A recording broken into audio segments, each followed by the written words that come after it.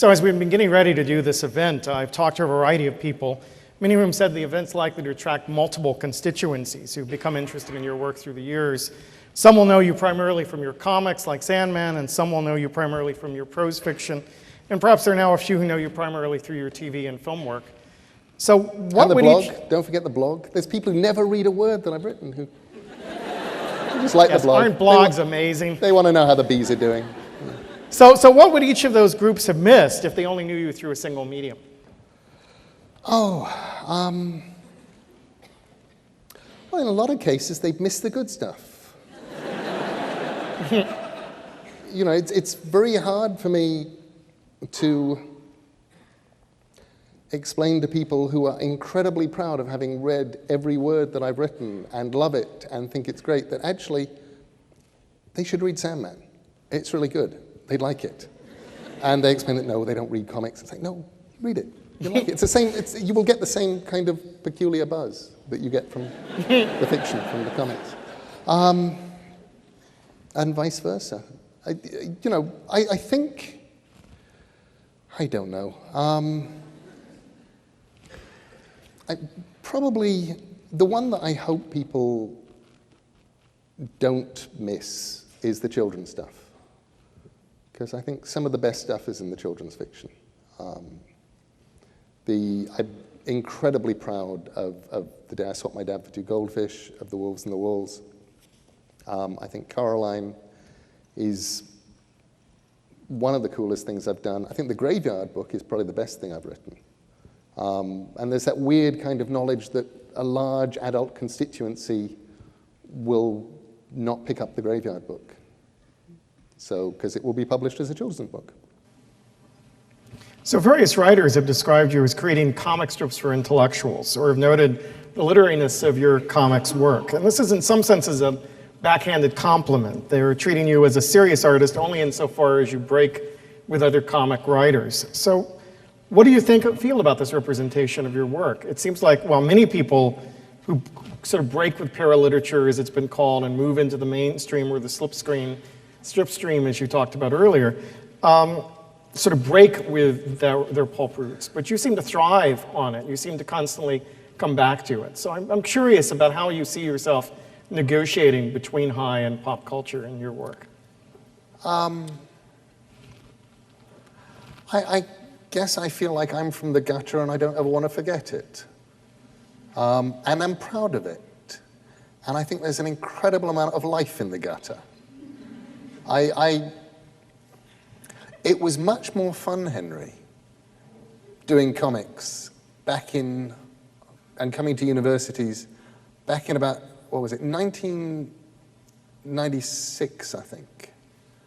I was invited by a St. Louis University, and I went out there. And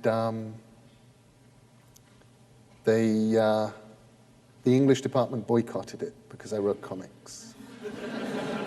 That was so cool.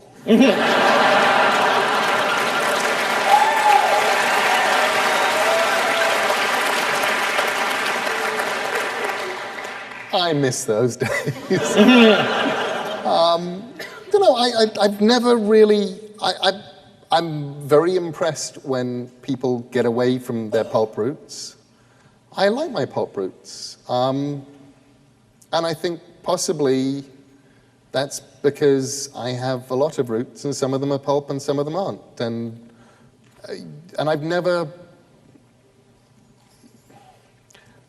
Kipling is as much part of it as Julius Schwartz, and I wouldn't put one of those two as more important than... Well, I would actually. Julie was more important than Kipling. But what actually fascinates me now is you've got sort of the reverse going on in a few places. You know, Michael Chabon is edging closer and closer to, he starts off being incredibly respectable, and then you get Cavalier and Clay, and it wins the Pulitzer, and now he's much happier because he's winning Hugos and Nebulas, and well, he hasn't won the Hugo yet, but he's won the Nebula, and he's up for a Locus Award. I think it's so cool. I think, watching him gradually edging into our camp. nicer here in the pulp world. Jonathan Letham's writing comics now. Jonathan Lethem now doing Omega. Yes, they're all. It's lively. You know, the parties are better, or at least louder. And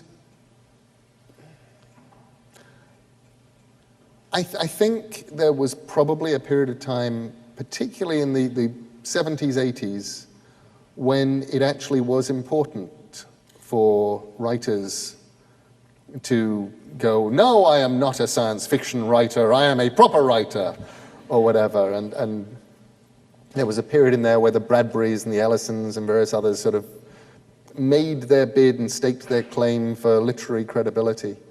I don't really care about the literary credibility stuff. I started in comics.